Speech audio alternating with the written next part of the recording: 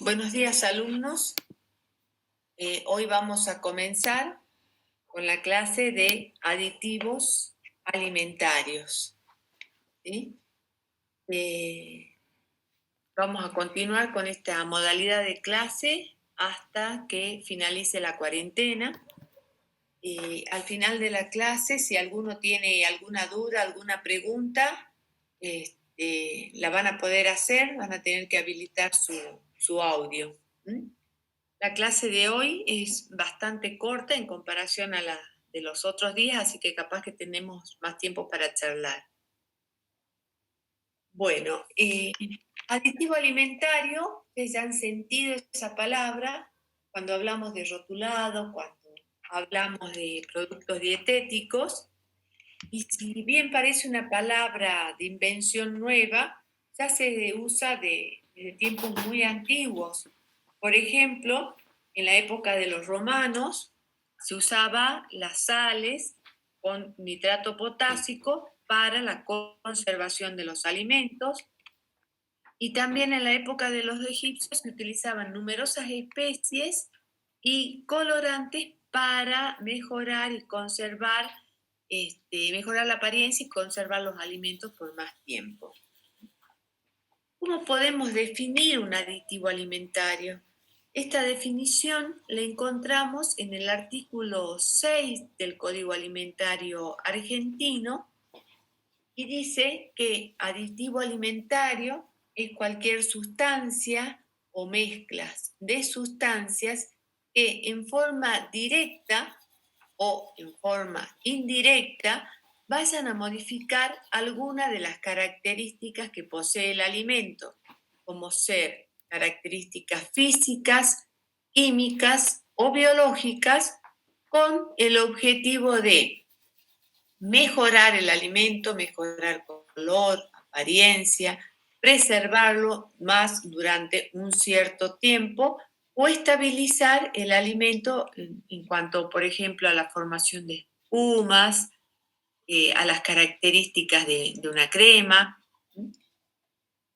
Vamos a encontrar otras definiciones o otras caracterizaciones a lo largo del Código Alimentario Argentino que la vamos a ir presentando.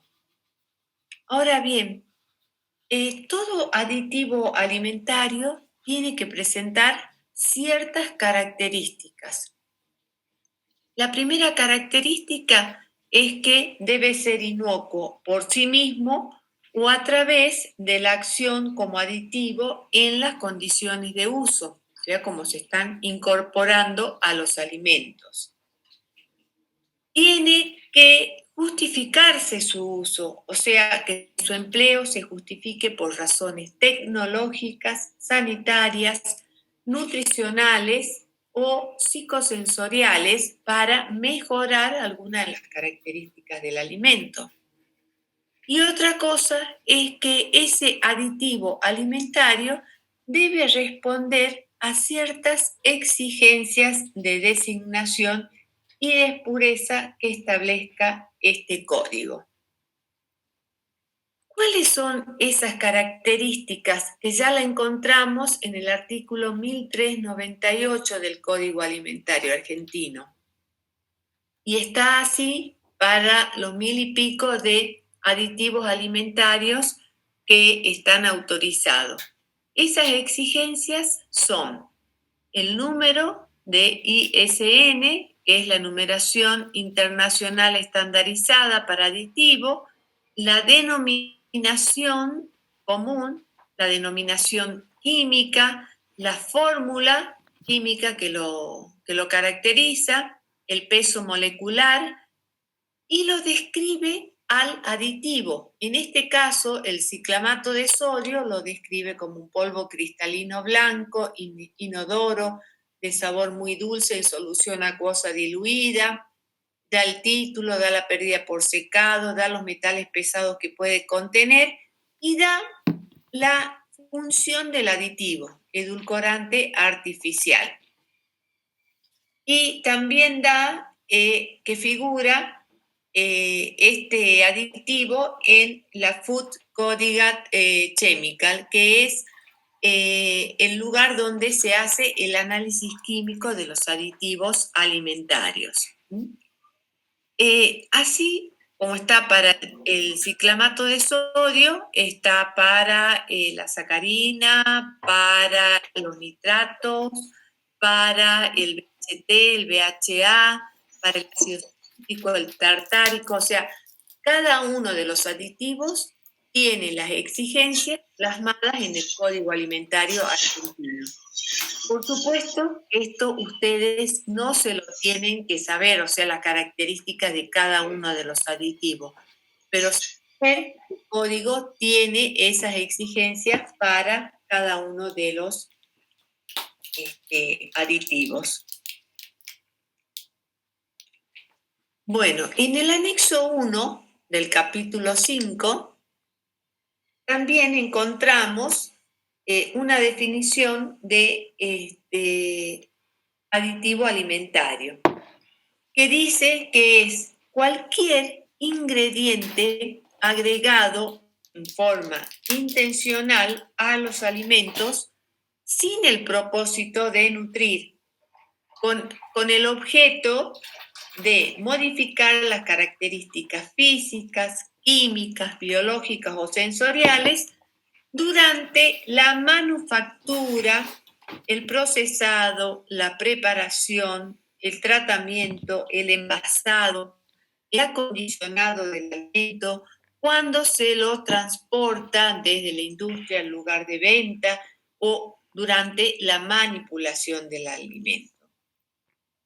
Como resultado de ello, va a haber unas modificaciones en los componentes del alimento y se va a lograr un alimento más estable, de mejores características sensoriales y inocuo.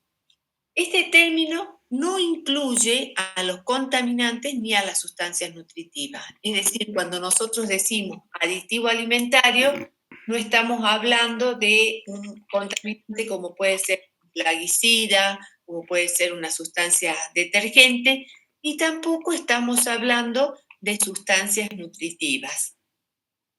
Acá tenemos que hacer una distinción, porque muchas veces vamos a ver que se utiliza como aditivo alimentario el ácido ascórbico, algunas vitaminas como la vitamina E que se utilizan como antioxidantes. ¿Cuál es la diferencia? Es que cuando se utilizan como aditivos en el alimento, se utilizan en concentraciones muy pequeñas y la función que cumple es dentro del alimento. Cuando son sustancias nutritivas, son porque el alimento lo aporta en cantidades suficientes y esas cantidades son más elevadas. Acuérdense que siempre habíamos dicho que por lo menos tenía que cubrir el 10% de la ingesta diaria recomendada y se absorben como nutrientes dentro del organismo. ¿Ah? Cuando es aditivo, la función está dentro del alimento. Bueno. ¿Qué otro requisito dice el artículo 1391? Que tienen que ser inocuos, es decir, que no tienen que transmitir por sí mismo ninguna acción peligrosa dentro del alimento, ¿sí? Deben integrar o formar parte de la lista positiva de aditivos alimentarios que figura en el Código Alimentario Argentino. Ya les voy a mostrar cómo figura esta lista positiva de aditivos y es una lista en donde se nombra cada uno de los aditivos por el nombre común, se le pone al lado el número de INC y cuál es la función principal que cumple ese aditivo. Bueno, debe cumplir algunas especificaciones mencionadas en el código y esas especificaciones también hacen referencia a el alimento donde puede ser agregado. Esta tabla en donde qué aditivo puede ir en cuál alimento, también figura en el Código Alimentario argentino. Y también en ese mismo capítulo se recalca nuevamente que debe cumplir las exigencias de designación, composición, identificación y pureza, que son las que acabamos de ver como ejemplo el ciclamato de sodio. Bueno, este es un ejemplo de una parte de la lista positiva de aditivos alimentarios, ¿sí? Fíjense que tiene el número de INS, tiene el nombre del aditivo en español. Así, esta lista abarca numerosas páginas del Código Alimentario y están nombrados todos los aditivos. Y en esta segunda tabla que vemos, van a encontrar en el capítulo específico de cada grupo de alimentos. Por ejemplo, esto está en el capítulo 8, yogur con pulpa de fruta. Ahí indica el tipo de aditivo que puede tener el yogur con pulpa de fruta, cuál es la función y cuál es la concentración máxima que debe figurar en el producto final. Fíjense que establecemos, por ejemplo, para carotenos, extractos naturales, como colorante, una cantidad máxima en el producto de 50 miligramos, pero por kilogramo de producto. Bueno, y así tenemos para cada uno de las sustancias, en este caso, aromatizantes y saborizantes o colorantes que se pueden incorporar en el caso específico del yogur con pulpa de fruta. Cuando dice Q, S es cantidad suficiente para lograr el efecto deseado. O sea, en este caso, para lograr un aroma o un sabor característico del producto de la fruta que le estemos incorporando, si en este caso sería, por ejemplo, frutilla o si sería durazno.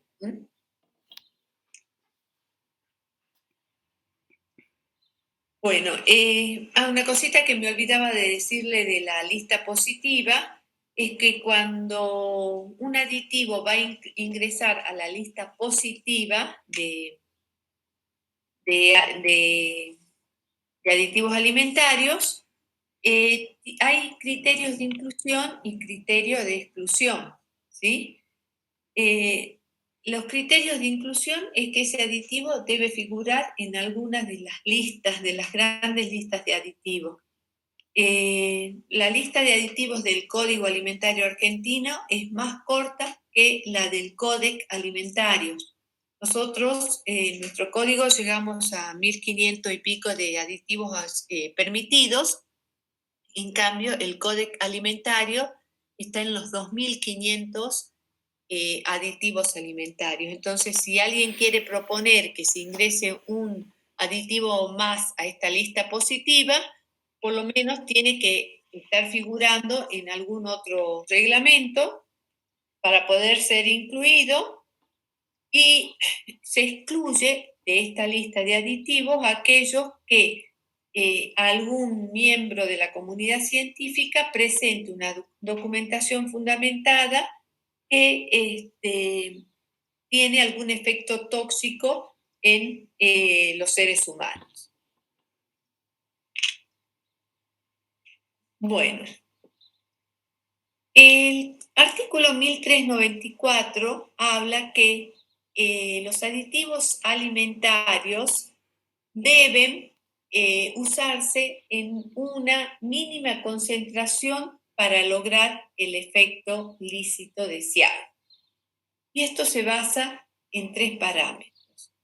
El nivel de consumo estimado del alimento en el que se propone el aditivo. Sabemos que los alimentos constituyen una necesidad básica para el hombre y esto se ha mantenido desde el principio de los tiempos hasta nuestros días. pero hoy, actualmente, la industria alimentaria ha adquirido una creciente importancia y a medida que la alimentación se ha desplazado hasta a consumos de productos más manufacturados, se han ido incorporando en los alimentos más aditivos alimentarios. Entonces, esto hay que tenerlo en cuenta porque el ser humano está consumiendo cada vez más aditivos a través de los alimentos. Además, al aumentar la población, se plantea la necesidad de abastecer adecuadamente esta población en aumento, que tiene un alto grado de consumismo, lo que da lugar también a la elaboración de productos alimenticios que se conserven durante más tiempo, manteniendo características organolépticas, higiene y sanitarias.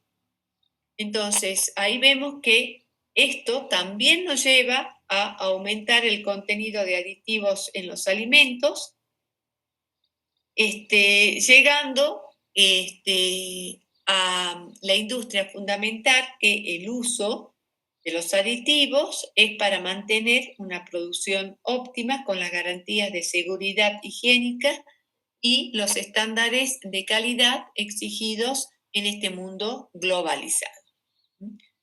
Entonces, ese consumo estimado es el que nos va a determinar la cantidad mínima para lograr el efecto deseado. Pero esta cantidad mínima, justamente por este consumo elevado, se está aumentando cada vez más. ¿Qué otra cosa debemos tener en cuenta? Los niveles mínimos sobre los animales que van a producir cambios, por ejemplo, en el comportamiento. O sea que el nivel mínimo que uno le adicione al alimento tiene que ser estudiados en animales. Y otra cosa es el margen de garantía para reducir los peligros para la salud en todos los grupos de la población, o sea, en todos los consumidores. Esta reducción de los peligros se determina por la inocuidad de los compuestos químicos que se utilizan como aditivo en base a una serie de valoraciones toxicológicas que se realizan en forma sistematizada para determinar si la utilización del compuesto es inofensivo para el consumo del ser humano. Estos estudios de reducción del peligro ya lo vamos a ver cómo se hacen más adelante en esta misma clase. Bueno, acá tenemos un ejemplo de un rótulo que tiene aditivos. Estamos diciendo de que lo que tenemos que lograr es una mínima cantidad de aditivos. Fíjense, este es un polvo para preparar bebida, una bebida refrescante. Fíjense en los ingredientes, ustedes ya conocen que se ponen de mayor a menor. Tiene acidulante, o sea, un aditivo como primer ingrediente. Como segundo ingrediente recién tiene jugo concentrado de naranja. Maltodextrina, segundo aditivo. Aromatizantes y saborizante, esencia de naranja, es el tercero. Tiene reguladores de acidez, citrato de sodio. Cuarto, colorante, dióxido de titanio. Edulcorante no nutritivo, aspartamo. Ya vamos 6. Fosfato de sodio espesante.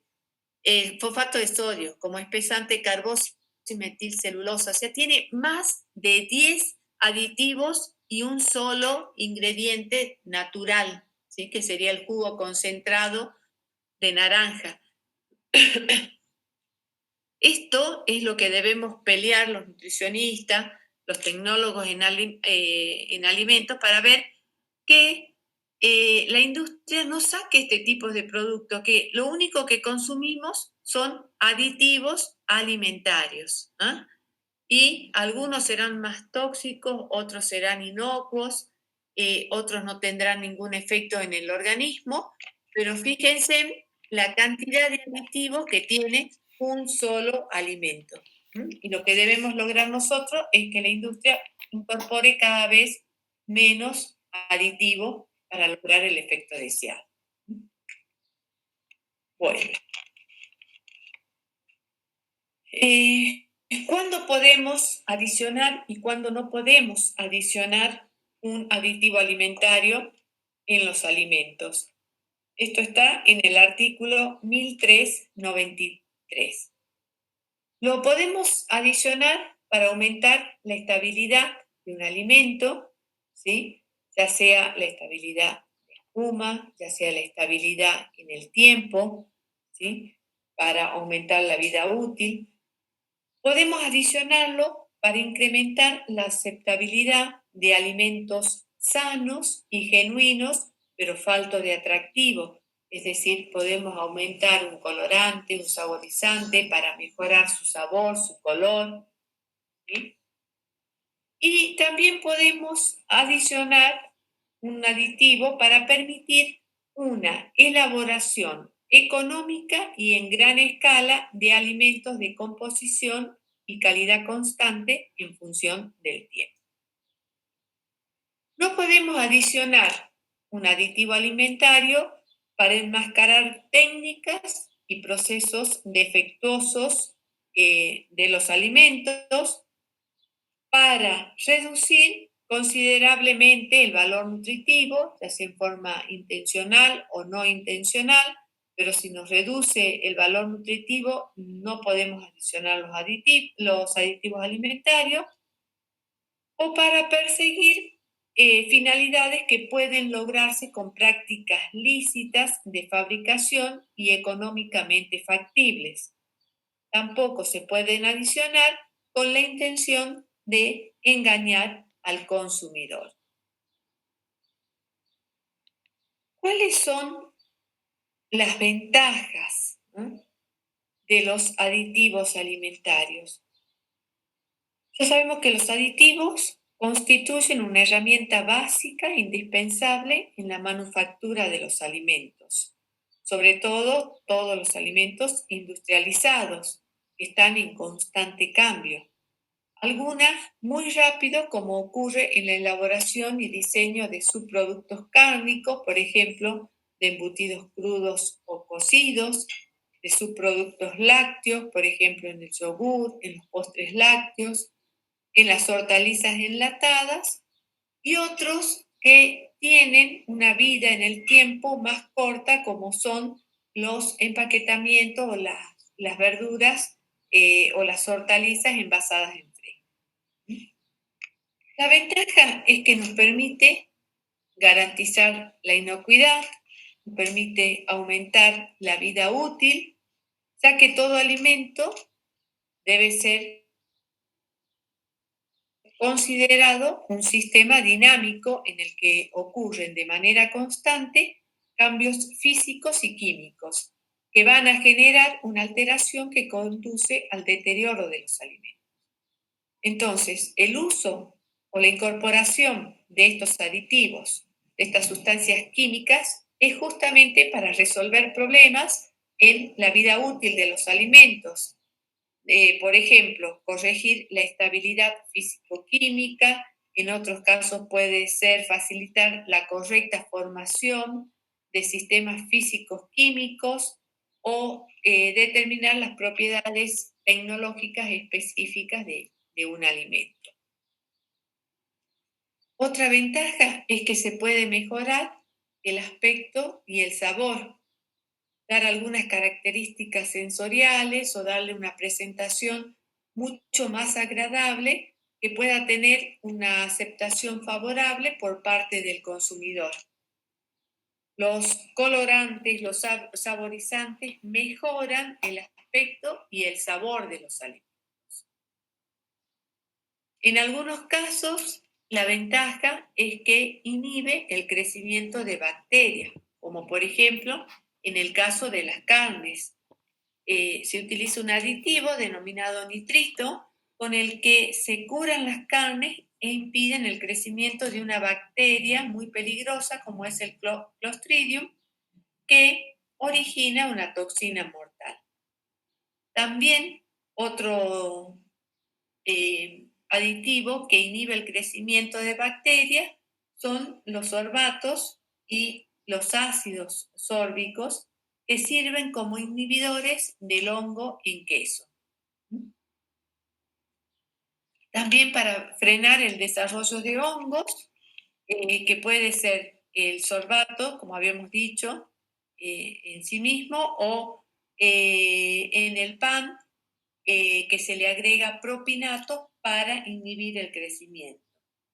Para evitar la oxidación, con la adición de algunos antioxidantes que pueden ser naturales o sintéticos, ya vamos a ver cuáles son los más utilizados. ¿Cuándo se justifica el uso de los aditivos? Cuando no presentan ningún riesgo perceptible al consumidor, es decir, que no tiene ningún riesgo sanitario, cuando está mejorando una o más de las funciones tecnológicas del alimento y cuando la cantidad del aditivo que se añade al alimento va a estar en un nivel muy bajo y necesario para cumplir la función tecnológica prevista para ese aditivo.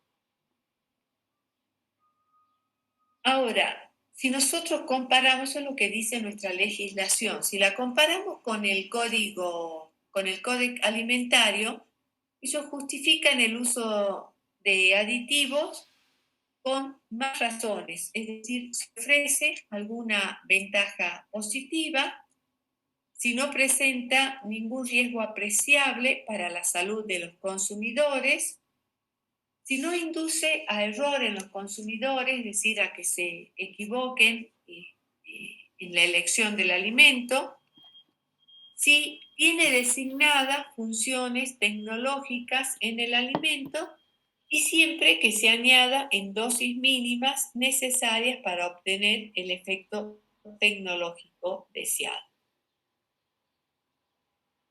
Ahora, en el artículo 1395 habla de los aditivos que se expenden en forma pura, no del aditivo que ya está incorporado al alimento. Y entonces dice que un aditivo, para poder ser comercializado, debe estar en su envase original. Estos envases originales deben estar adecuadamente cerrados y se debe realizar esta comercialización tanto en envases cerrados, tanto durante el transporte como durante el expendio. Todos los aditivos alimentarios que se encuentren dentro de un establecimiento productor, o sea, dentro de una industria alimentaria, siempre se deben mantener en sus envases originales debidamente cerrados. No pueden ser trasvasados, por ejemplo, a otro recipiente de plástico con cierre hermético, sino que deben estar en su envase original para evitar toda manipulación o riesgo de contaminación cruzada o para evitar las mezclas de sustancias o con productos de cualquier naturaleza. Recordemos que en el ejemplo decíamos del el ciclamato de sodio, que era un polvo blanco que se puede confundir, por ejemplo, con azúcar impalpable, se puede confundir con harinas, con almidones, ¿sí? Entonces, el objetivo de mantener en los envases originales es justamente para no provocar una ingesta excesiva de aditivos en la población al incorporarse a algún alimento en forma equivocada. En el envase del alimento debe figurar la palabra uso industrial, es decir, en el rótulo en letra grande debe estar esta leyenda de uso industrial exclusivamente. Y tiene que estar debajo de la denominación del producto. Diría, por ejemplo, ciclamato de sodio y abajito, en letras a un 50% del tamaño de la palabra ciclamato, tendría que decir uso industrial exclusivo. producido. En el lugar donde se elaboren los aditivos alimentarios, es necesario que haya una dirección técnica. Esta dirección técnica va a ser para ver la elaboración, el fraccionamiento, las mezclas de los aditivos para su comercialización. Y este director técnico tiene que tener un título universitario que por la naturaleza de sus estudios y a juicio de la autoridad sanitaria competente esté capacitado para llevar a cabo dichas funciones. Quien además va a asumir junto con la empresa la responsabilidad ante las autoridades sanitarias de la calidad de los productos elaborados. Y bueno, otro requisito que deben cumplir los aditivos alimentarios es que la empresa que lo esté produciendo pueda asegurar el control analítico de la materia prima para que determine su pureza durante su uso, su manipulación, su transporte, hasta llegar al producto terminado. Bueno, ¿cómo se rotulan los aditivos alimentarios ya en el alimento? El anterior, acuérdense, era la rotulación del aditivo alimentario en sí. Ahora en el alimento. Deben estar declarados en la etiqueta del alimento junto con la composición de los productos alimenticios, y esto representa una acción de obligado cumplimiento para la industria alimentaria y por ende es un derecho fundamental para el consumidor, quien debe conocer de antemano qué es lo que va a adquirir. Se ha comprobado a través de diferentes estudios que puede modificarse la conducta o la predisposición de las personas hacia la compra de un alimento u otro dependiendo de la composición.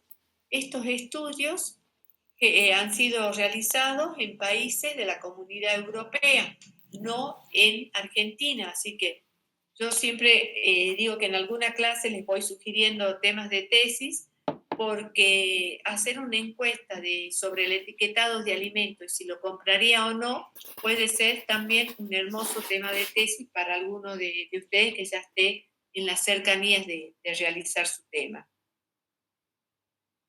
Otra cosa fundamental es que deben figurar en la lista de ingredientes, ¿no? Deben formar parte de esta lista de ingredientes y ya habíamos dicho que siempre se declaran al final porque son los componentes en menor concentración. ¿Sí? ¿Cómo se declaran? Que ya también lo vimos en rotulado, pero lo vamos a repasar acá por la función principal. ¿Sí? ¿Cuál es la función principal? Ya vamos a ver que el código le asigna a los aditivos alimentarios 23 funciones principales, aunque pueden tener alguna otra función principal, ¿sí? Y por ejemplo, la función principal puede ser colorante, puede ser emulsificante permitido, conservador permitido, aromatizante permitido, ¿sí? Si lo desea, se puede poner también la mención de el aditivo al lado de la función principal que está cumpliendo. ¿Cómo más se lo puede denominar al aditivo? Con el número completo, con el nombre completo o con el número de ISN o con ambos, ¿eh? Uno al lado del otro. Ya vamos a ver algunos ejemplos. Los alimentos que contengan alguna de los aditivos que son de declaración obligatoria tienen que estar indicados justamente acá al lado del del nombre completo y el ISN. Por ejemplo, ya sabemos cuáles son la tartrazina, el ácido benzoico o sus sales, que son sales de calcio, de potasio, de sodio, el dióxido de azufre o sus derivados, y también la tartrazina y los edulcorantes no nutritivos. Si hay más de un aditivo en el alimento, se debe declarar uno al lado del otro y se puede agrupar por función. Los aromatizantes y los saborizantes solo se van a declarar por función. Es optativo declarar cuál es el aromatizante o el saborizante. Y cuando se trate de alimentos importados que vienen de la Comunidad Europea, vamos a ver que al número de ISN se le incorpora la letra E.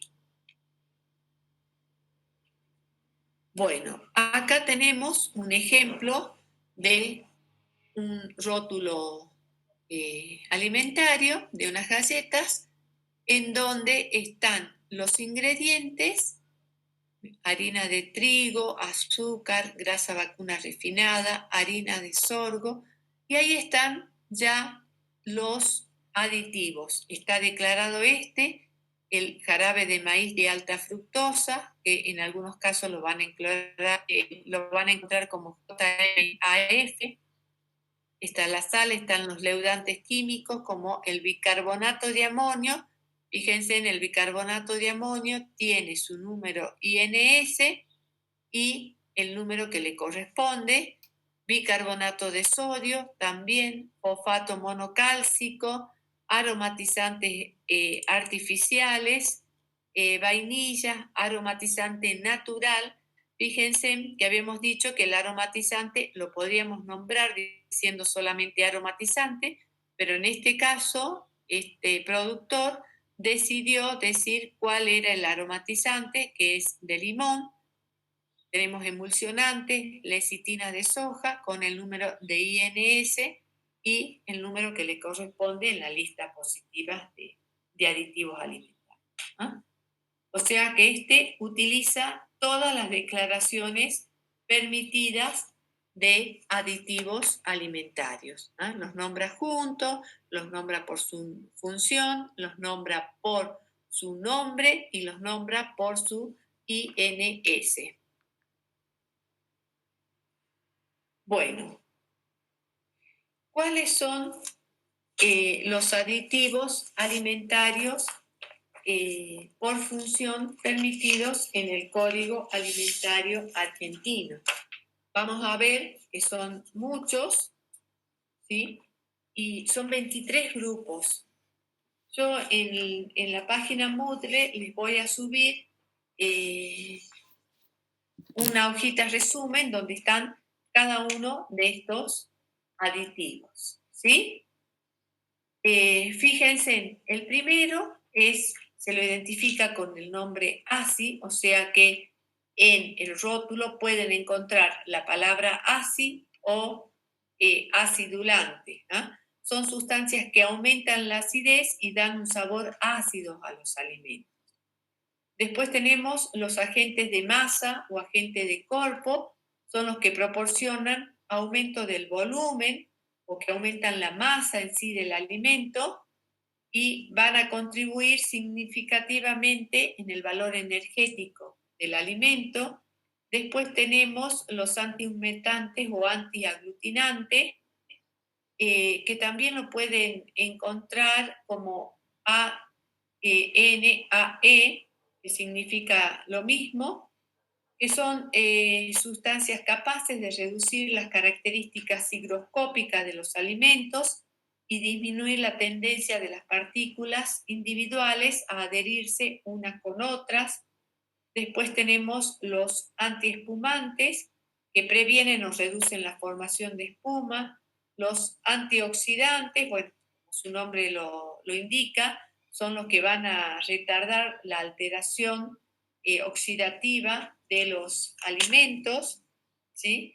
Después tenemos los saborizantes, aromatizantes, que son las sustancias que tienen propiedades aromáticas, sápidas o ambas, y que van a dar o van a reforzar un sabor o un aroma de los alimentos. Después tenemos los colorantes, que son sustancias que van a conferir, van a intensificar o van a restaurar el color perdido de un alimento.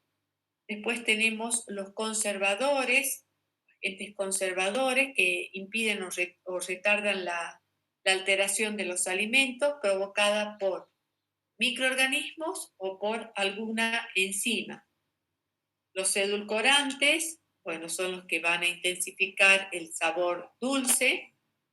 Después tenemos los emulsionantes o emulsificantes, son sustancias que hacen posible la formación y mantenimiento de una mezcla homogénea de dos sustancias o más en una fase admisible. Después tenemos los espesantes que van a aumentar la viscosidad, los estabilizantes que mantienen la dispersión, los estabilizantes del color que van a retener o intensificar un color, un resaltador de sabor que van a realzar el sabor, no son lo mismo este, que los aromatizantes o los colorantes ya nombrados anteriormente. Después tenemos los agentes de firmeza, que también se los denomina endurecedor o texturizante. Son las que vuelven o mantienen la textura de frutas y hortalizas más firmes y crocantes y interactúan con agentes gelificantes para producir geles. Después tenemos los mejoradores de harinas, que van a mejorar la calidad tecnológica de esa harina para producir, por ejemplo, panes. Los espumantes son los que posibilitan la formación o mantenimiento de una dispersión homogénea de un gas en un alimento líquido o en un alimento sólido, es decir, la formación justamente de espumas. Tenemos los leudantes químicos que van a aumentar volumen por la liberación de gas, los gelificantes que van a permitir la formación de geles que mejoran la textura, los glaciantes que son aquellos que se incorporan en la superficie del alimento justamente para mejorar la calidad, la presentación o la apariencia del producto para que brille más, y también estos gelificantes le van a dar un revestimiento protector al alimento. Después tenemos los glaciantes, los humectantes, que son las sustancias que van a mantener la humedad dentro del producto. Los reguladores de acidez, que van a regular la acidez o alcalinidad de un producto. Y el secuestrante, que va a captar aquellos iones metálicos dentro del alimento que puedan estar interfiriendo con algún nutriente específico.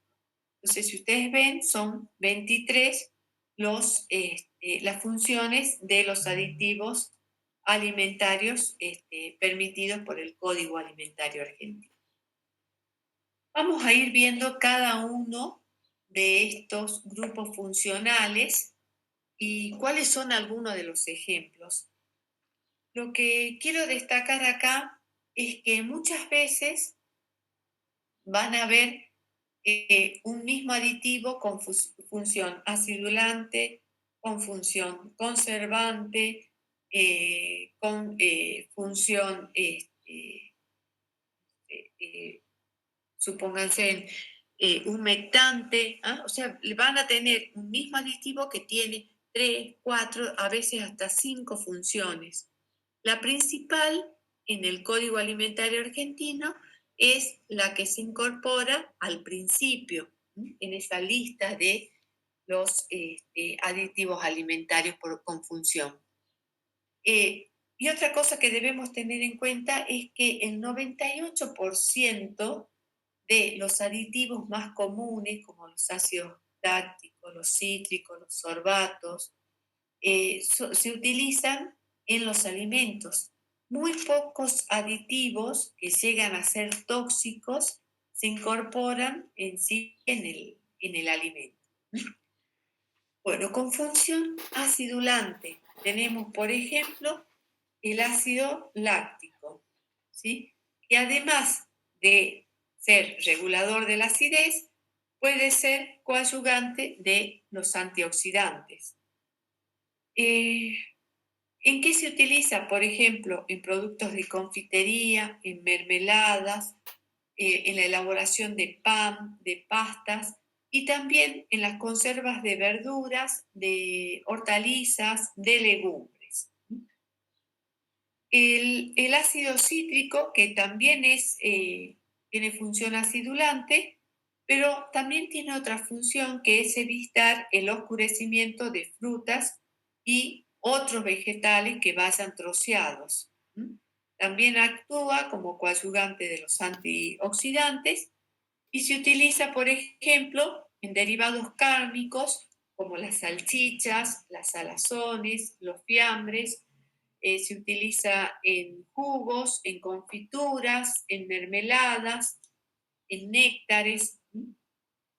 El ácido tartárico, que además de ser regulador de la acidez, tiene otras funciones como antioxidante, secuestrante y antioxidante, ¿sí? Y en donde se usan en las conservas vegetales, en sopas deshidratadas, en salsas, en pastillas, en gomas de mascar, en galletas dulces, o sea, tiene una amplia aplicación. También en bebidas con gas, en vinos y en chocolates. Después tenemos los fosfatos, que si lo incorporamos como ácido fosfórico, tiene la función acidificante, pero también tiene una función estabilizante, disminuir la pérdida de agua, y como coadyuvante de los oxidantes. ¿Dónde lo encontramos a los fosfatos? En bebidas refrescantes a base de cola, en derivados cárnicos como los embutidos, en leche como la leche UHT y la esterilizada, en los quesos fundidos. En realidad los fosfatos muchas veces son eh, conocidos como tóxicos, pero su función se debe justamente cuando es incorporado como ácido fosfórico, pero presenta una baja toxicidad. Y cuando es consumido en exceso, sí se ha demostrado que tiende a la formación de cálculos renales. En sí, todo lo que sea un ácido fosfórico va a disminuir la absorción de calcio, hierro y magnesio, siempre que esté relacionado a su utilización con vegetales, con legumbres, con cereales, por la presencia del ácido cítrico. El fosfato tiene indicado una ingesta diaria admisible que es de hasta 70 miligramos por kilogramo de peso corporal por día, por supuesto. Bueno, después tenemos los agentes de masa. Los agentes de masa, el más utilizado es la polidextrosa y se lo utiliza, por ejemplo, en los cereales, en los azúcares, en los cereales con contenido reducido de azúcares, en los productos de panadería, en los chocolates que son elaborados también sin azúcares, en todas las bebidas light. ¿Sí? O sea, la polidextrosa se utiliza para reemplazar aquellos ingredientes en los alimentos altos en calorías sin que se produzcan efectos en el sabor cuando pasan a ser alimentos light o de bajas calorías, ¿sí? Está asociado a la salud digestiva porque promueve el crecimiento de bacterias beneficiosas, o sea, de bacterias prebióticas, ¿sí? Y porque baja los niveles de colesterol y de triglicéridos. Los agentes antihumectantes o antiaglutinantes, el más utilizado es el silicato de magnesio. Es conocido usualmente como talco, se extrae de rocas minerales y de la arena. Se utiliza en poca cantidad, en pocos alimentos, debido a que tiene una alta toxicidad, ¿sí? Es un derivado del cuarzo.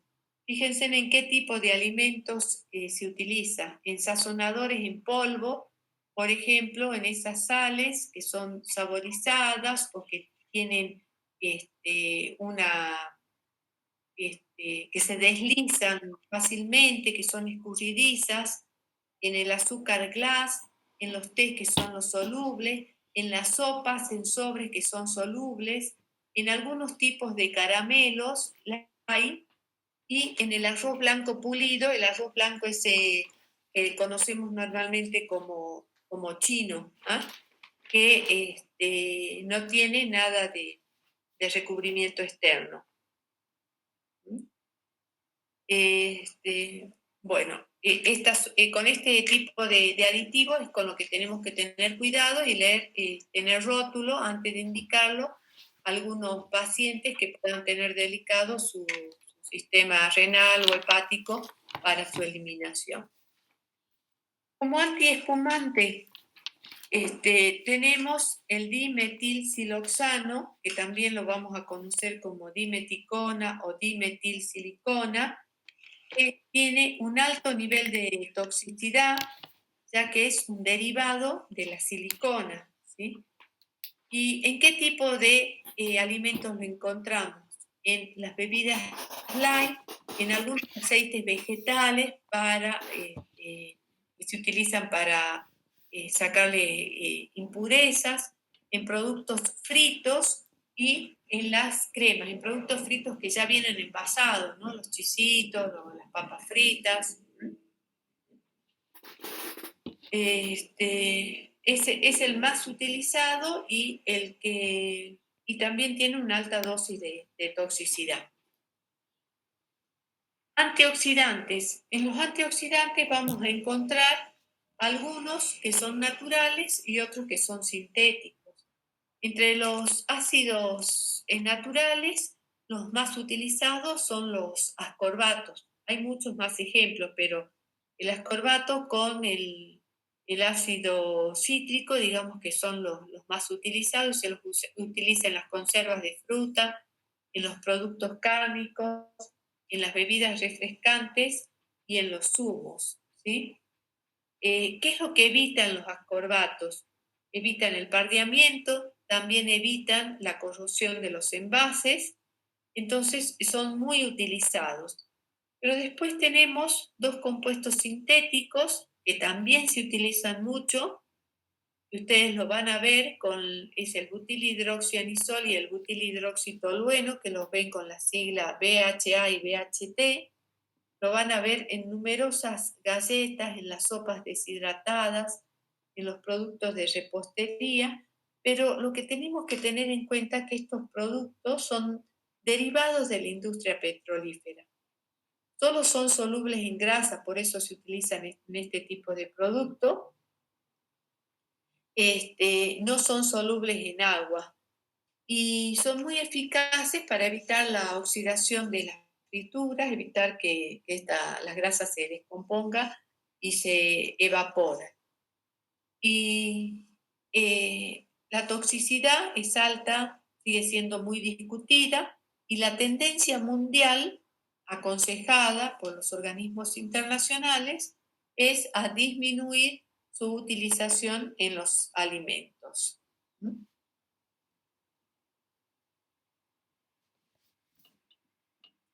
Bueno, los aromatizantes y saborizantes. pueden ser naturales y pueden ser sintéticos, ¿sí?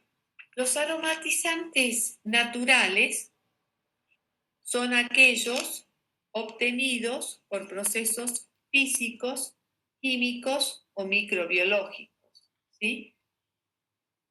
¿Cómo se obtienen al concentrar o alterar algún alimento para después extraerlo como con solvente, ¿sí?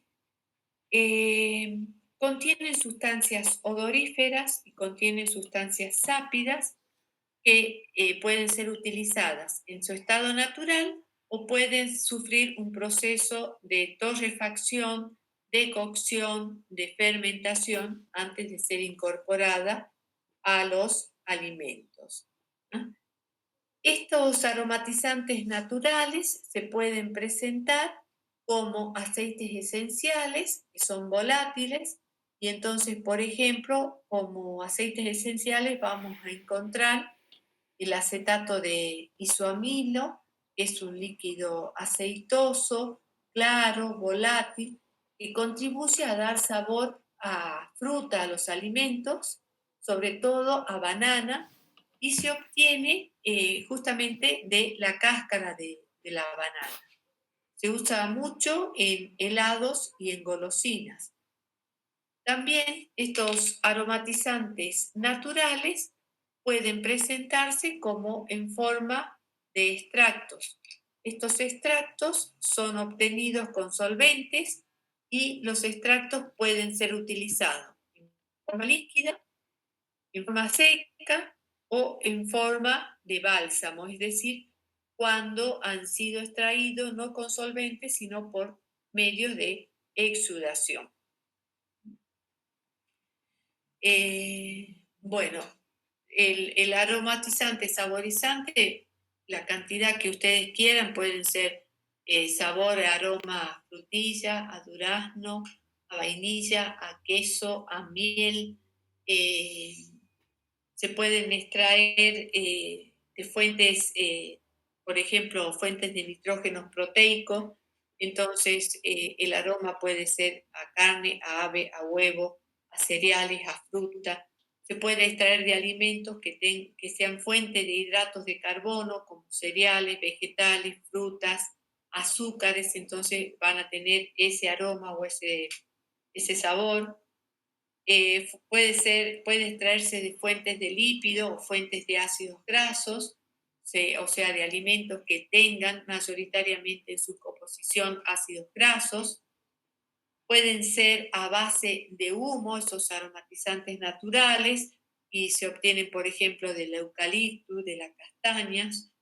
O también el Código Alimentario Argentino autoriza la utilización de aromatizantes naturales a partir de especies botánicas regionales, y entonces así tenemos, por ejemplo, el calafate, la peperina, el poleo, el burro, y bueno, numerosas otras plantas que se pueden encontrar en Argentina.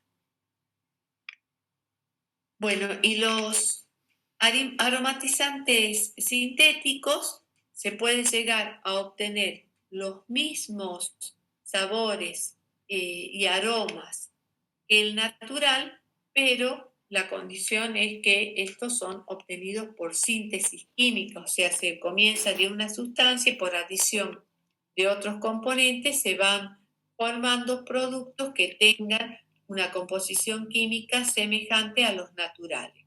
Pero siempre los aromatizantes sintéticos, al igual que todo aditivo sintético, tienen mayor peligrosidad para la salud humana y mayor nivel de toxicidad, ¿sí?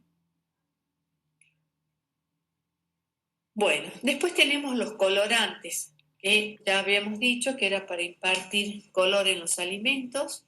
Y estos colorantes también pueden ser naturales y pueden ser sintéticos. Los colorantes naturales se prefieren porque confieren, intensifican y restauran el color de manera natural. debemos tener en cuenta que el color es la primera sensación percibida en un alimento y que va a influir en el sabor y en el olor, ¿sí? Pero, ¿por qué se incluyen los colorantes? Porque los alimentos naturales tienen un color que va a variar con la estacionalidad. En primavera puede ser, por ejemplo, la manzana más roja que en invierno, o la frutilla, a mitad de la cosecha puede tener un color más rojo. Entonces, si nosotros queremos elaborar, por ejemplo, mermeladas de frutas, el color va a influir en la aceptación del consumo de ese alimento. Entonces, para mantener el color estable durante todo el año, independiente de la estación de que se trate, se incorporan los colorantes en los productos alimenticios. ¿Mm? ¿Cuáles son los más utilizados? La cúrcuma en confituras, mermeladas y embutidos, la cochinilla. Bueno, la cúrcuma es vegetal, la cochinilla es animal, es obtenida de justamente la cochinilla, que la conocemos como las vaquitas de San Antonio, y dan una coloración muy intensa roja que se utiliza en conservas vegetales, mermeladas, helados, bebidas, la clorofila vegetal en chicles, helados, bebidas refrescantes, los carotenoides, el color naranja, en embutidos, en bebidas refrescantes, la betaína en bebidas refrescantes, mermeladas, en conservas vegetales. La betaína, nos acordemos que se obtiene de la remolacha, entonces el color es un color bordó fuerte o un rojo que puede llegar a ser un rojo intenso en los alimentos. ¿Mm? La cúrcuma da un color amarillo intenso. No es tóxica, ¿sí? En realidad ninguna de estos colorantes naturales son tóxicos. Y los únicos que tienen una ingesta diaria admitida determinada son los carotenoides, que no puede ser más de 5 miligramos por kilogramo de peso corporal y por día. Bueno, y los colorantes sintéticos son aquellos que se obtienen justamente por síntesis, son muy utilizados porque son fáciles de obtener, porque son económicos, porque da estabilidad en los productos, y los más utilizados son la tartrazina, que da un color amarillo limón, que ya habíamos dicho que al ser tóxico y que puede producir reacciones alérgicas, en, en cualquier persona que sea alérgica, en personas que consuman aspirina o en personas que sean asmáticas. Por eso tiene determinada una ingesta diaria admisible de 7,5 miligramos por kilogramo de peso corporal por día, ¿sí? Después, bueno, ¿en qué productos se usa? En productos de pastelería, en las bebidas refrescantes. Ustedes fíjense en aquellas bebidas sabor a naranja, a durazno, jugos, en bebidas gaseosas, tipo Fanta, tipo Cruz, tienen justamente el agregado de tartrazina. También lo vamos a encontrar mucho en los caramelos y en las golosinas que consumen los niños, sabor a naranja, a durazno. Después tenemos la eritrocina, que es un color de fresa, que debe tener incorporado vitamina C para que pueda mantener este color. Se incorpora en productos lácteos, de fresa, de frutos rojos, en derivados cárnicos, ¿sí?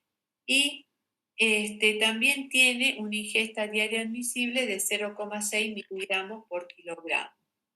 ¿Sí? Después tenemos el amarillo caso, como su nombre lo indica, está dando ese color amarillo.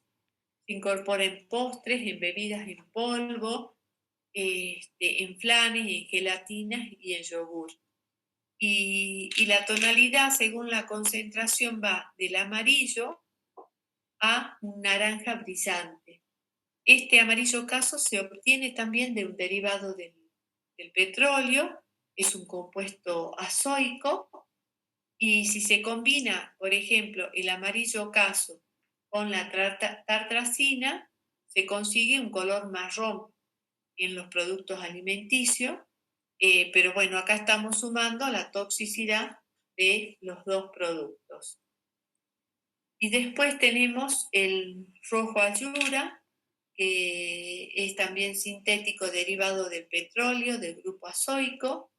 Se lo utiliza como una sal disódica, y es un color rojo oscuro que es muy soluble en agua. Esa es la ventaja que tiene, la facilidad de su disolución.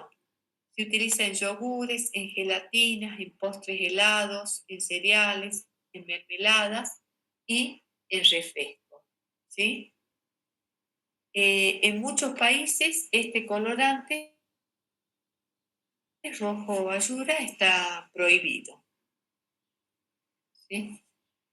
Bueno, son algunos ejemplos. Si ustedes van al Código Alimentario Argentino, van a ver en la lista de colorantes numerosos colorantes, sobre todo naturales, que pueden ser utilizados. Los conservadores. Bueno, estos son los que van a retardar la alteración de los alimentos provocada por microorganismos. ¿Sí?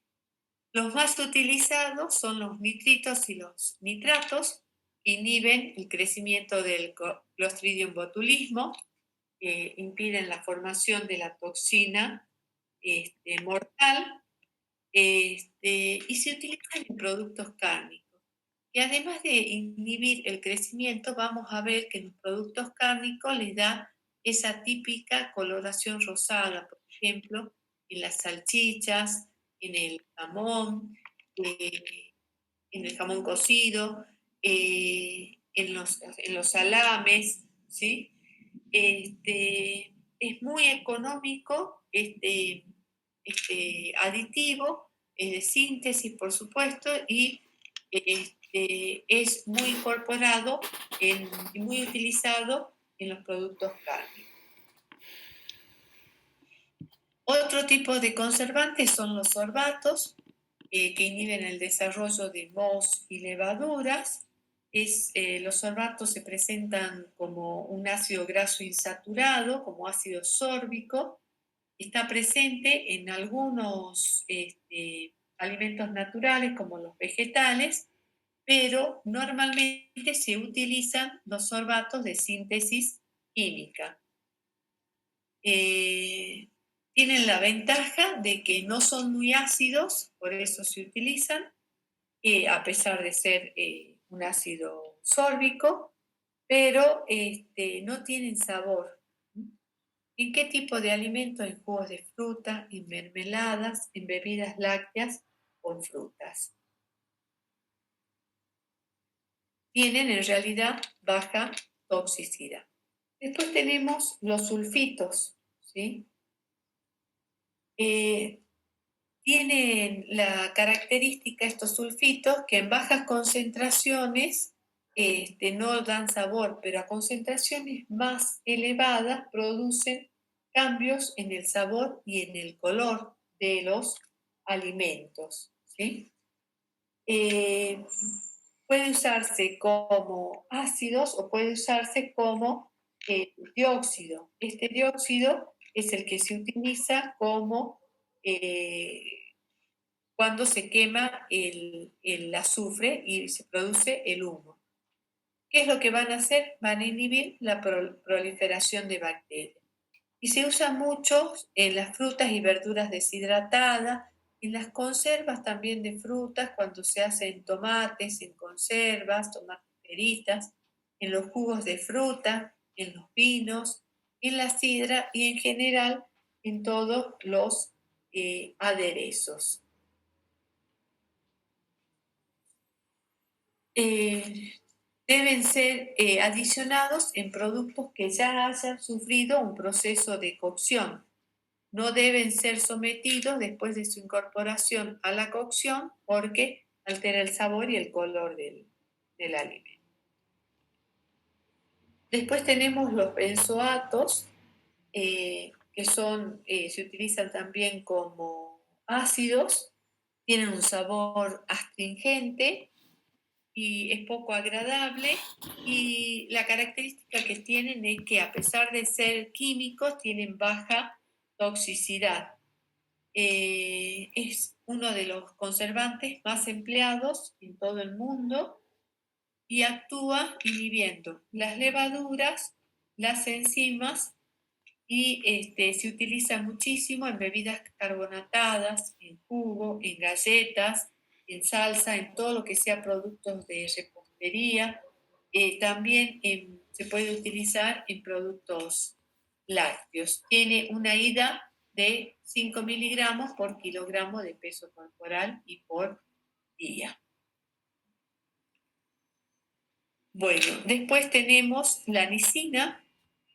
La lisina es una proteína, tiene una acción antibiótica producida por un microorganismo que es inofensivo y que se encuentra en la leche fresca, o sea que se la obtiene de ahí, y se la utiliza en la elaboración de numerosos productos lácteos.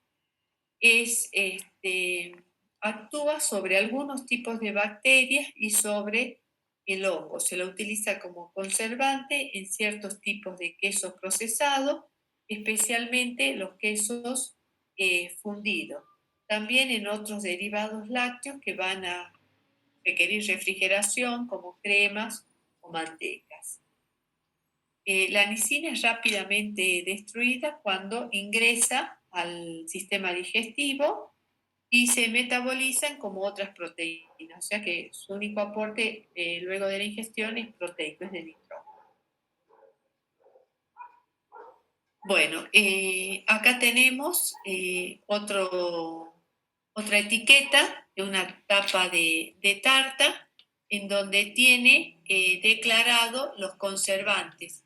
Fíjense, acá está el propionato de sodio, que lo identificamos por el número, y el sorbato de potasio, que también está identificado por el número. Son los conservantes de uso permitido.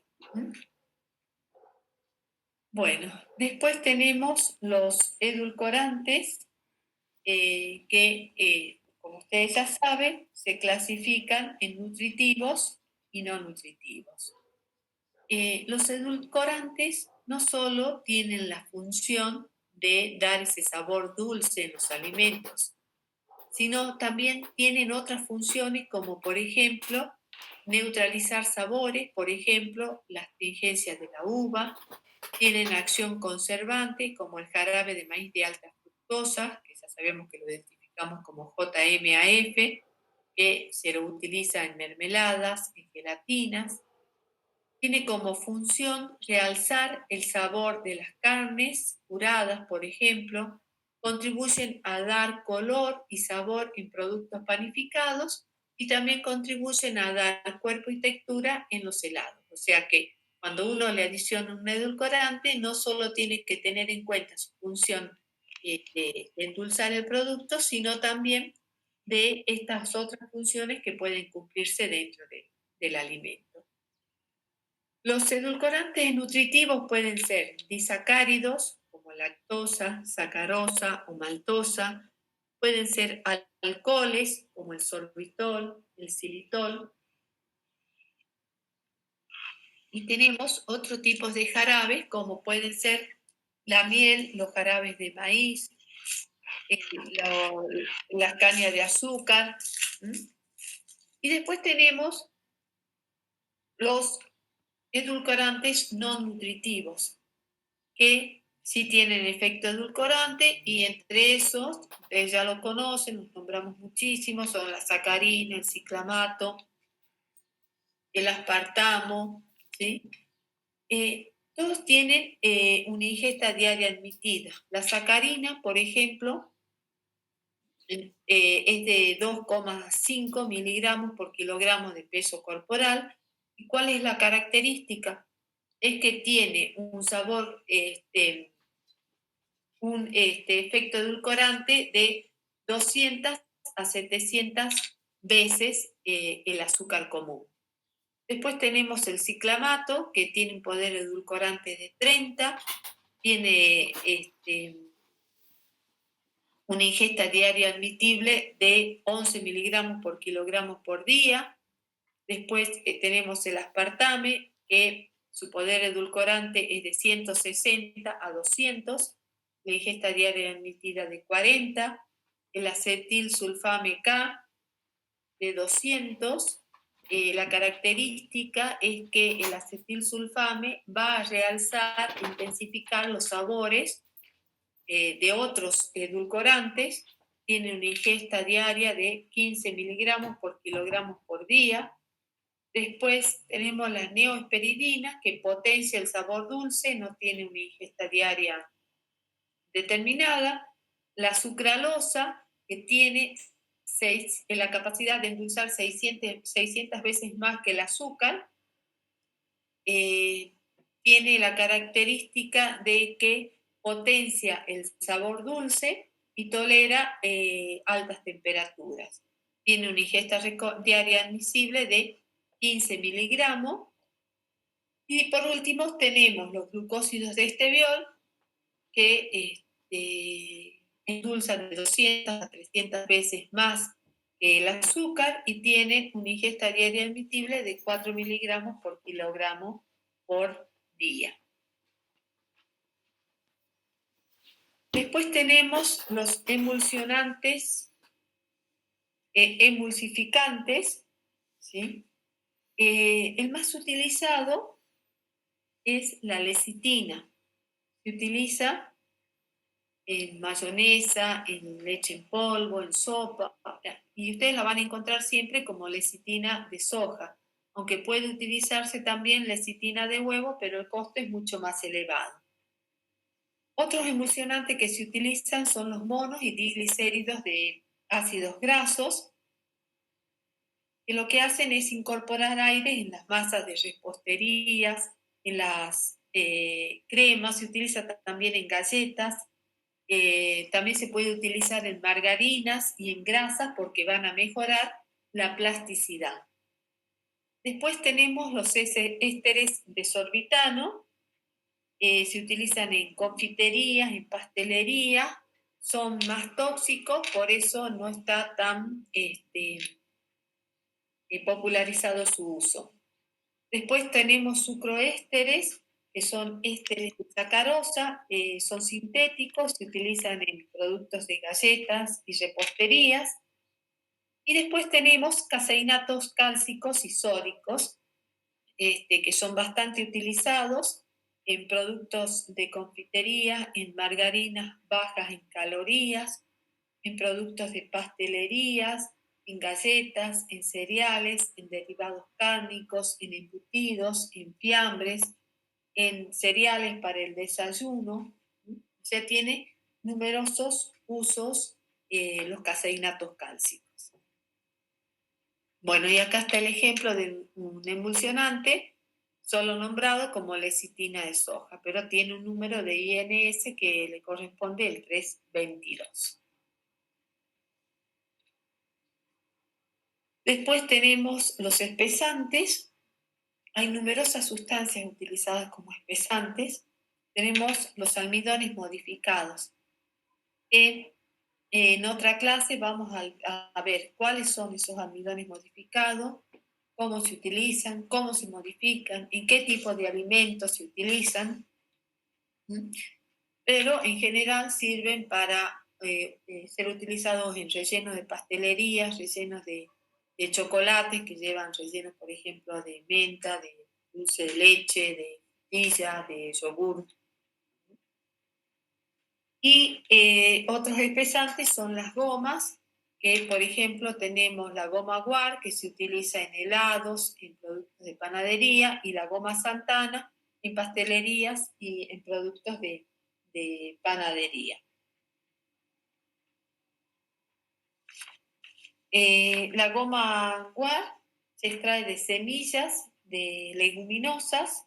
¿Y cuál es la característica? Es que da elasticidad y textura a los productos. En cambio, la goma Santana lo que hace es retener el agua e impedir que el relleno de los productos de panadería o de pastelería sea absorbido por la masa.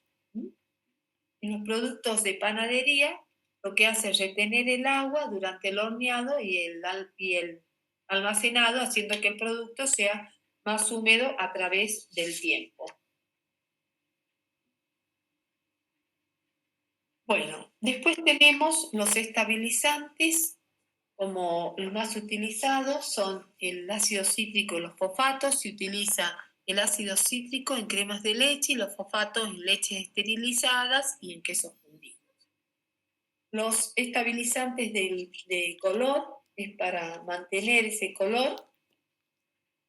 Y el más utilizado es el carbonato de magnesio, y sobre todo se utiliza en las conservas vegetales, en las conservas cárnicas también. Y los resaltadores de sabor más utilizado es el glutamato monosódico, que en sí tiene un sabor a carne, intensifica mucho ese sabor.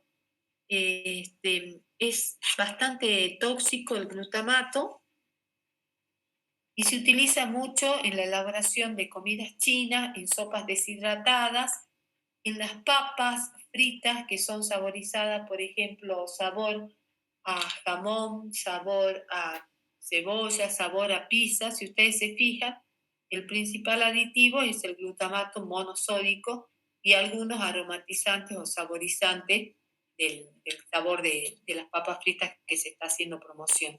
No es que tengan incorporado ni jamón, ni cebolla, ni pizza en su proceso de elaboración. Bueno, acá está, fíjense, este es un caldo de verdura. Yo les había hablado del dióxido de titanio, que era bastante tóxico, era para dar un color más blanco. Fíjense que está incorporado acá. Y el del que acabamos de hablar recién tiene glutamato monosódico, justamente para exaltar el sabor. Los caldos de verduras, ya saben, son concentrados, los cubitos concentrados que se incorporan en las sopas para darle sabor. Bueno, después tenemos los agentes de firmeza o endurecedor o texturizante. El más utilizado es el ácido cítrico en conservas de frutas, en hortalizas y en caramelos para dar dureza a los geles que se forman. Después tenemos los mejoradores de la harina. La principal es la amilasa, que es una enzima, que se utiliza para aumentar la velocidad de fermentación de las masas. Es un proceso que lleva a la formación de gas y la liberación de agua, justamente por la acción de esta amilasa sobre el almidón. Deben utilizarse en concentraciones adecuadas porque un exceso provoca una masa pegajosa y difícil de trabajar. Se utilizan por procesos de síntesis genéticas y actúan hidrolizando el almidón, el glucógeno u otros polisacáridos que puedan estar en el alimento.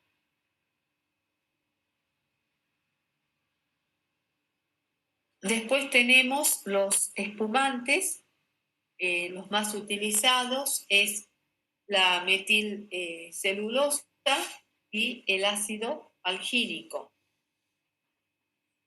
Se utilizan, por ejemplo, en los batidos, en los sorbetes, en los jugos, en los productos para hornear, en los productos para celíacos. ¿Por qué? Porque estos espumantes van a permitir la incorporación de burbujas de aire dentro del líquido del alimento sólido que estemos utilizando, y esto va a hacer que el alimento tenga mayor volumen. Bueno, después tenemos los agentes leudantes químicos, entre ellos el bicarbonato de amonio, el cremor tártaro y el bicarbonato de sodio. El cremor tártaro es el que va a aumentar el volumen de la masa y es el que va a estabilizar, por ejemplo, las claras de huevo.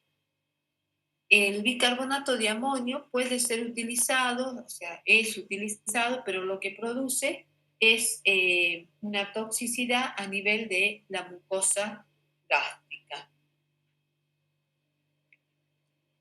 Después tenemos los gelificantes, como la carragenina, que se usan en refrescos light, en cervezas, en postres, en yogur, en flanes, en gelatinas de frutas y en leche condensada. Después tenemos la goma santana, que la goma santana es soluble tanto en agua fría como en agua caliente y se usa más que nada en productos cárnicos, en salsas y en aderezos. Después tenemos la goma Helam, que es soluble en agua caliente y se usa, por ejemplo, en bebidas a base de soja o jugos de soja o yogures a partir de bebidas lácteas de leguminosas. El agar-agar se lo utiliza en postres, en gelatinas y en helados. Y después tenemos la goma guar, que se utiliza en yogures y en salchichas. Después tenemos los agentes glaciantes. Los agentes glaciantes, los más utilizados son la cera de abeja, la goma arábica, la goma laca blanqueada, que es para dar color, para proteger el alimento, y los humectantes son aquellos que van a retener la humedad de la masa y se utiliza sobre todo la glicerina, el sorbitol, el lactato sódico y en qué tipo de productos, en chicles, en refrescos, en productos de panadería o productos para diabéticos. Entre los secuestrantes de acidez, el ácido cítrico, el tartárico, el láctico y acético, en dulces, en productos de confitería, y los secuestrantes también tenemos el ácido tartárico, fíjense en las veces que utilizamos con distintas funciones el ácido tartárico, en panificación, en caramelos, en chicles, el ácido cítrico, en frutas enlatadas, y el ETA, el etilendiamina tetraacetato, en mayonesas, en verduras, en legumbres, siempre en aquellos productos que sean envasados en frascos de vidrio, porque si no, este ETA tiene efecto tóxico y corrosivo de las latas o el aluminio y produciendo toxicidad en las personas. Bueno, acá tenemos distintas etiquetas que van a tener los aditivos declarados. Ustedes pueden ver, analizar todos los que hemos ido nombrando, el estearolil, el lactilato de sodio, el colorante, fíjense en acá está caramelo, el aromatizante idéntico al natural de vainilla, o sea que acá están utilizando un aromatizante sintético seguramente para disminuir costos en el proceso de elaboración. Cuando cuidando la salud podrían haber utilizado un saborizante, un aromatizante natural de vainilla extraído de las plantas. Bueno, perdón, esto se...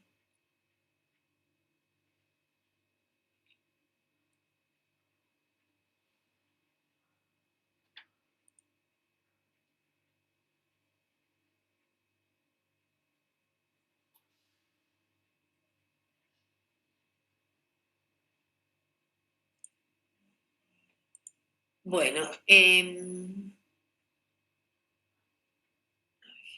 disculpen chicos. Creo que no se las voy a poder mostrar. Bueno, esta diapositiva habla sobre la legislación nacional.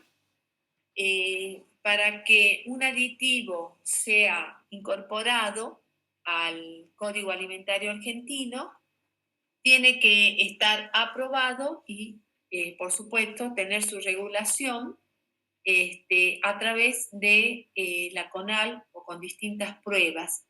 Esas pruebas van a ser aplicadas por el INAL o el SENASA, según el ámbito de la incumbencia de los alimentos, para poder recién ser incorporadas en el Código Alimentario Argentino.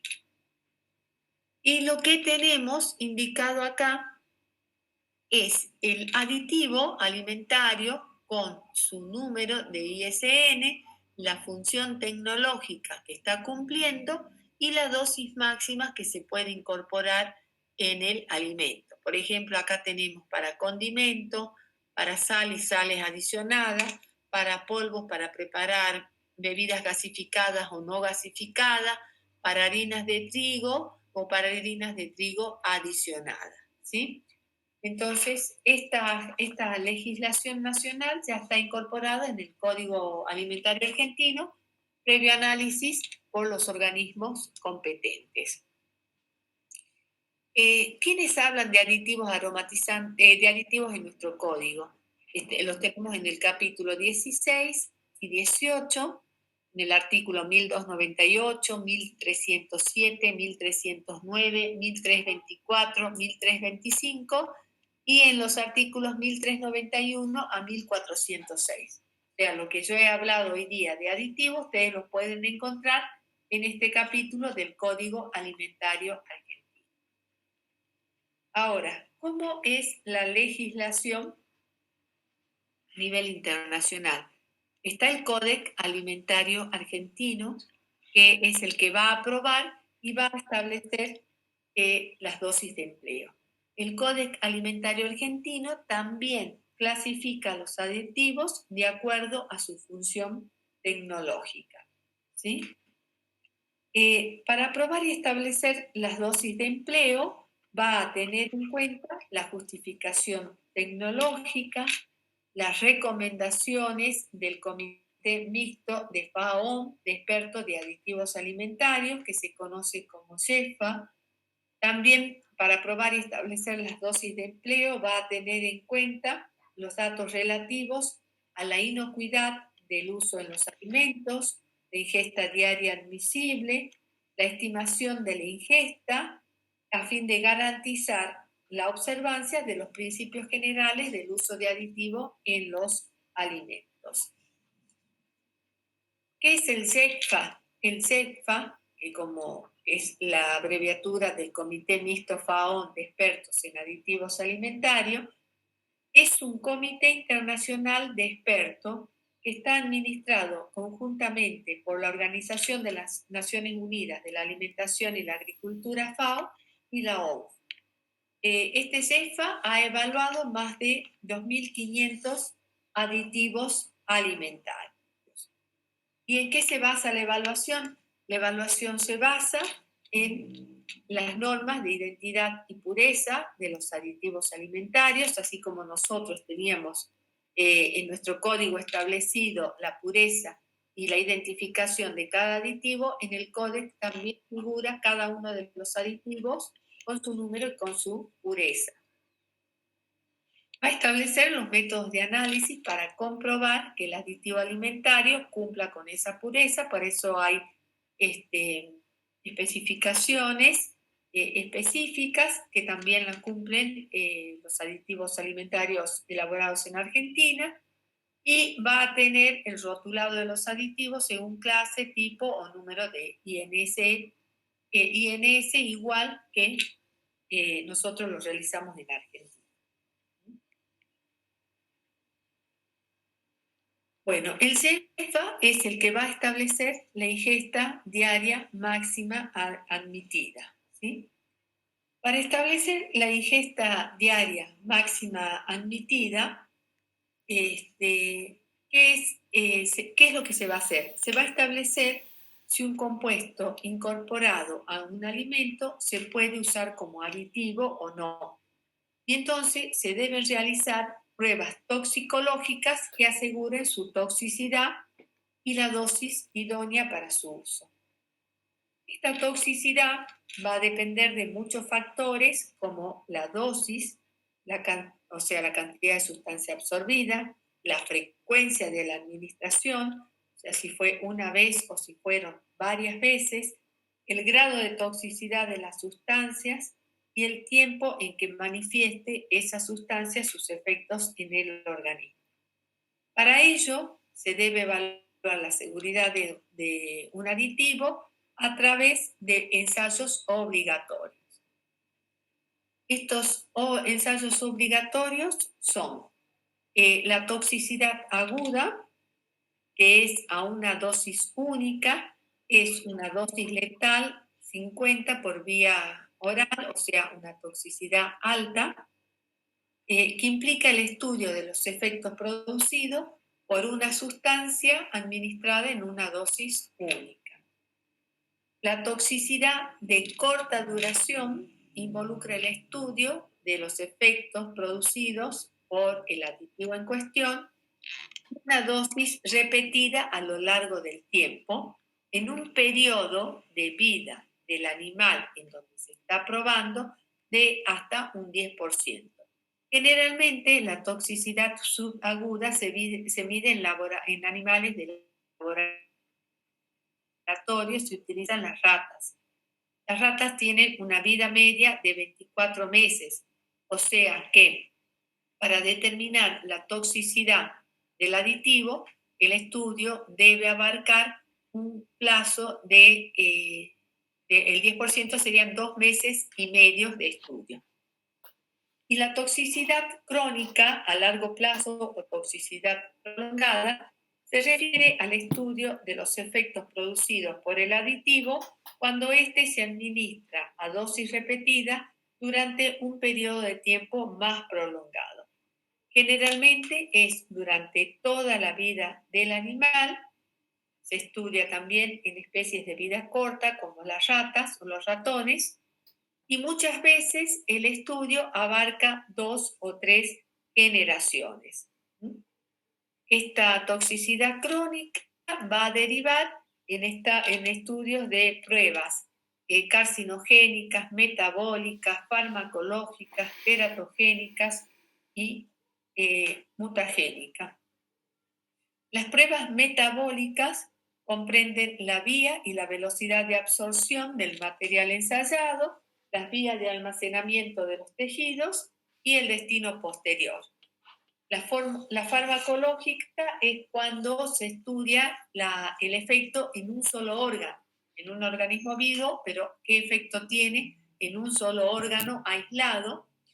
La teratogénica es cuando se ve el efecto en el embrión humano o en el embrión en estudio y que se producen anomalías congénitas. Y las mutagénicas es aquellas pruebas en donde se ve si la sustancia, el aditivo en cuestión, ha producido la mutación de algún gen. Todo esto nos permite establecer las dosis más altas que pueden darse sin que aparezcan resultados adversos. Esto es conocido como NOAEL. Entonces, NOAEL es no efecto observado de situaciones adversas, y cuando está con la L es leve, ¿sí? No observación de efecto adverso leve. ¿Esto qué nos permite determinar? Nos permite determinar cuál es la dosis inocua, ¿sí? Para determinar estas dosis inocuas, se va a ver las diferencias de susceptibilidad entre las especies, se va a ver la diversidad entre los individuos. Esa diversidad entre los individuos abarca las diferencias en su estado de salud, en su estado de nutrición, en su edad. También se va a contemplar la diferencia numérica de los animales sometidos a ensayo y la población humana expuesta al riesgo, se va a contemplar la dificultad de estimar las cantidades, de la diferencia en las cantidades entre la especie en donde se efectuó la experiencia y el ser humano, y se va a tener en cuenta la posibilidad de una acción sinérgica de los aditivos. Todo eso se resume en dos factores de seguridad que se llama factor de seguridad en humanos, que es 10 para la variación interespecie, y factor de seguridad por población sensible, también de 10 para la variación interindividual. Entonces, con eso vamos a tener la ingesta diaria admisible, que va a ser la dosis inocua de Noel o Noea dividido 100, 10 por 10 dividido 100. Eso nos permite obtener la ingesta diaria admitida, que es la cantidad máxima de un aditivo que puede ser consumido diariamente por una persona durante toda su vida sin que pueda producir riesgo alguno para la salud. Se expresa en miligramos por kilogramo y por día. Debemos tener en cuenta que la ingesta diaria admisible no representa un nivel de toxicidad, sino que es un nivel de ingesta segura. Y la ingesta diaria admisible se ha demostrado que es la mejor herramienta práctica para los legisladores, contribuyendo a la uniformidad en un sistema mundial para expresar la inocuidad de una sustancia en lo que respecta a la ingesta humana. ¿Esto qué quiere decir? Que la ingesta diaria admisible de nuestro código es la misma que la del Códex Alimentario, que la del Mercosur o de cualquier otra legislación a nivel regional o de país que exista en el mundo. Esta ingesta diaria admisible la determina el CEPA, no la determina los organismos nacionales de legislación, sino que solo se incorporan al Código Alimentario Argentino una vez que el CEPA la ha determinado. Bueno, para conocer la evaluación a la exposición alimentaria, debemos tener en cuenta la concentración del aditivo alimentario en el alimento, la cantidad de alimento que se está consumiendo y el peso corporal promedio de la población. Esos tres datos son fundamentales para poder establecer la exposición alimentaria, que vamos a ver que esta exposición alimentaria puede ser de diferentes tipos y de dónde vamos a sacar la concentración del aditivo, la cantidad de alimento y el peso corporal va a depender del tipo de estudio que estemos realizando. La exposición alimentaria, entonces, sería la sumatoria de la concentración del aditivo alimentario en el alimento por el consumo del alimento dividido el peso corporal en kilogramos. ¿Sí? Ahora bien, esta exposición alimentaria la podemos estudiar por dos grandes métodos: la ingesta máxima diaria teórica y la ingesta diaria estimada. Siempre recuerden que para el cálculo de esta ingesta diaria máxima teórica y la ingesta diaria estimada, necesitamos estos tres datos: la concentración del aditivo en el alimento, la cantidad de alimento que consume y el peso corporal.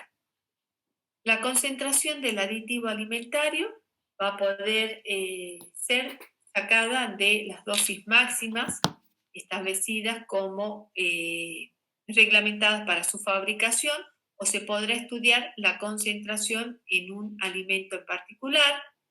La cantidad de alimento puede ser sacada de las hojas de consumo de FAO o a través de una encuesta de lo que consume la población que nosotros estamos estudiando, y el peso corporal promedio podemos utilizar la de la población adulta que da FAOMS como peso promedio 60, habla de población de niños de 15, o el peso promedio de la población en estudio a la que nos estemos refiriendo. Bueno, entonces habíamos dicho que podían ser dos tipos de estudios: la ingesta máxima diaria teórica, que nos da una idea aproximada de la ingesta de un aditivo alimentario a través de la dieta, nos da datos generales, ¿sí? No considera los hábitos alimentarios, o sea, no los toma en consideración de aquellos grupos especiales de la población, por ejemplo, los diabéticos, los celíacos, que tienen ingesta de determinados aditivos en mayor concentración. Otra cosa es que supone que todos los alimentos en los cuales se autoriza el aditivo alimentario lo contienen. Puede ser algunas industrias que no incorporen el aditivo permitido, pero para el cálculo de esto se considera que todos los alimentos lo incorporan.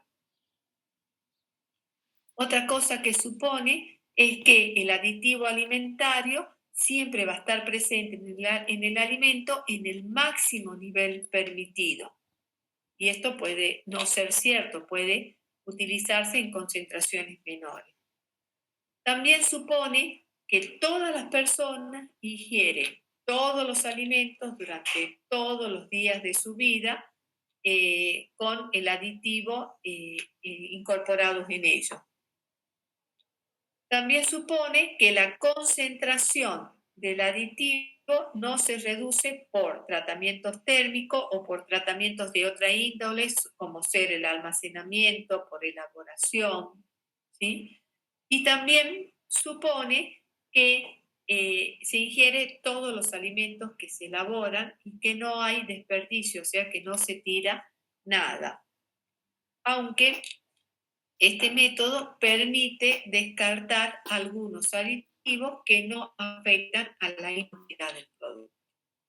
O sea, hay muchos supuestos, o sea que esta ingesta máxima diaria teórica es como que está inflada, o sea, es más de lo que en realidad una persona o un grupo poblacional podría estar ingiriendo. ¿Cómo se calcula la ingesta diaria máxima teórica? Se tiene en cuenta el consumo medio diario per cápita de cada alimento.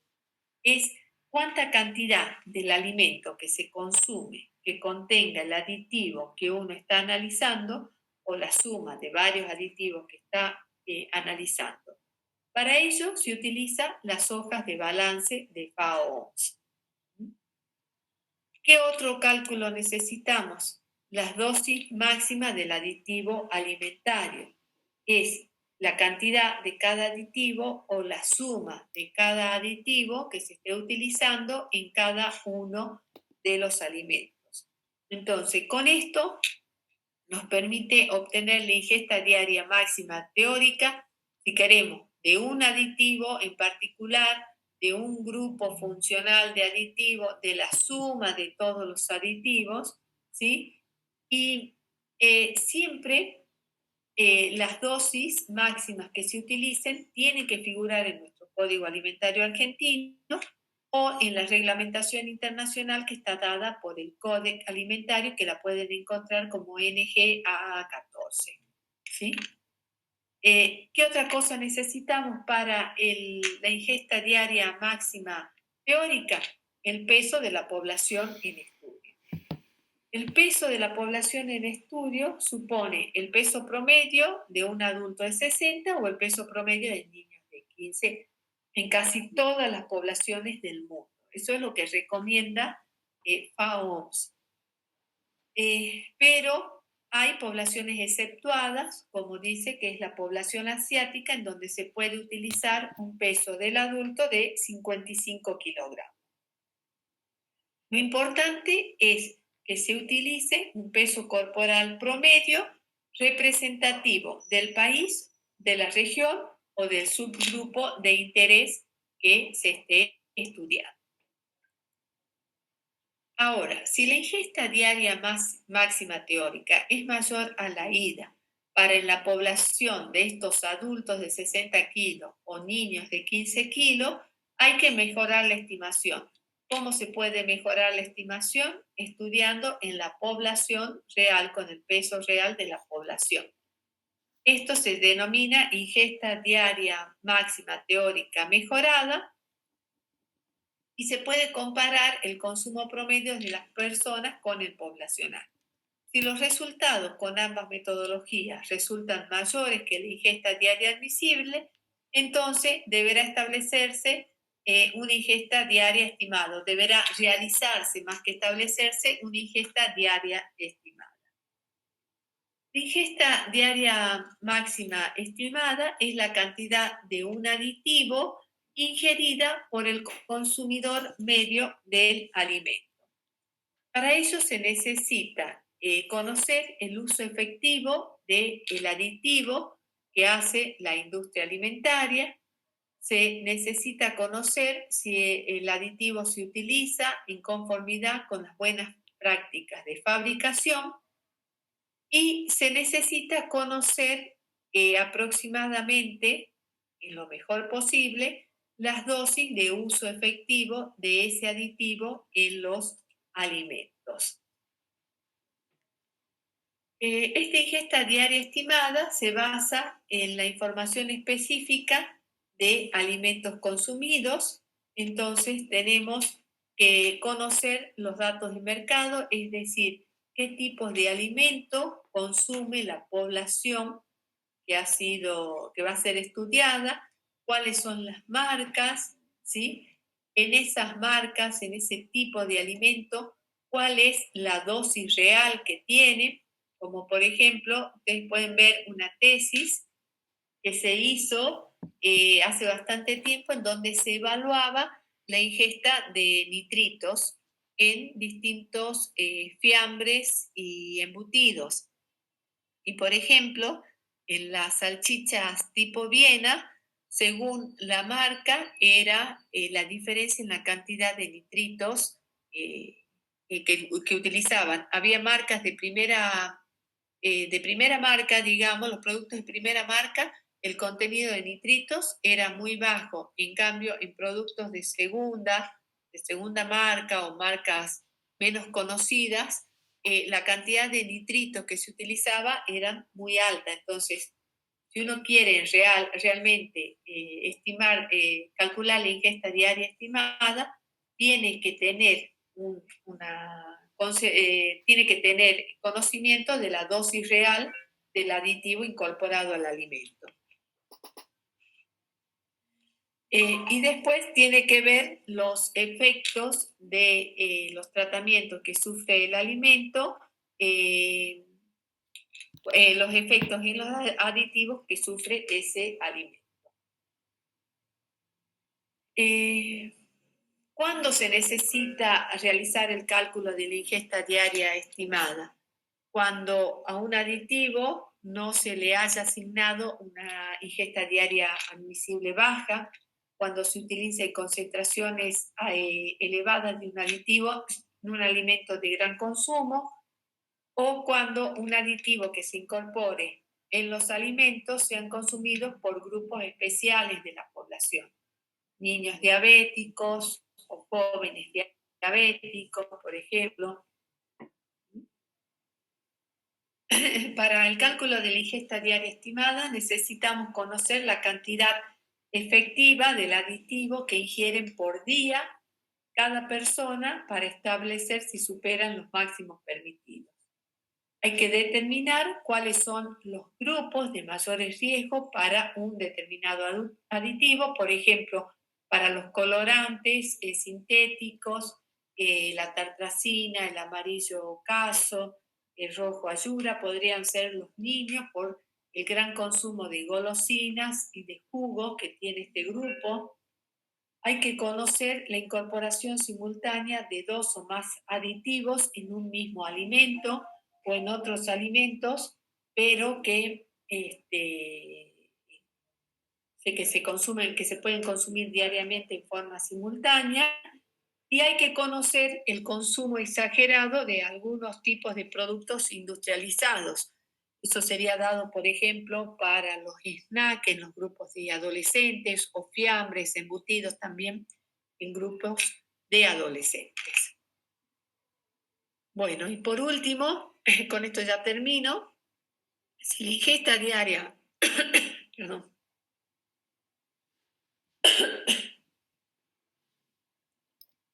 si la ingesta diaria estimada es menor que la ingesta diaria admisible, tenemos que la ingesta efectiva más baja que la ingesta diaria admisible. Entonces no hay riesgo, pero si la ingesta diaria estimada es mayor que la ingesta diaria admisible, hay que ver la necesidad y la posibilidad de realizar una evaluación de la exposición alimentaria más refinada para el aditivo alimentario que esté superando esa ida. ¿Esto cómo se puede hacer? Se discute con la industria alimentaria las dosis máximas del aditivo que se está incorporando a los alimentos y en qué tipo de alimentos que se utilizan. Se elabora el documento y este documento se eleva a YECFA para el análisis por los expertos. Bueno, con esto finalizamos. Gracias por su atención y ustedes en el trabajo práctico van a realizar los cálculos teóricos de una ingesta diaria máxima teórica y de una ingesta diaria estimada. No sé si alguno tiene alguna pregunta.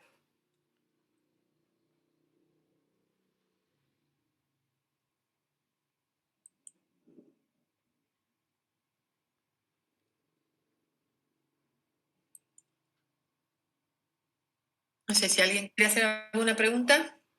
¿Alguna pregunta, chicos? Pueden habilitar su audio o pueden escribir en el chat si quieren.